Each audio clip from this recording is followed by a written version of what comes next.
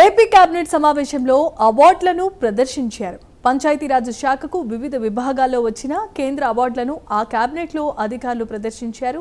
పంచాయతీరాజ్ శాఖ అవార్డులపై ఆ శాఖ అధికారులను deputy CM Pawan Kalyan CM అభినందించారు. కేంద్ర అవార్డులపై పవన్ కళ్యాణ్కు సీఎం చంద్రబాబు శుభాకాంక్షలు తెలిపారు. ఇక అన్ని శాఖలు అత్యుత్తమమైన పనితీరు కనబరిచేందుకు ఈ అవార్డులను స్ఫూర్తిగా తీసుకోవాలని సూచించారు సీఎం.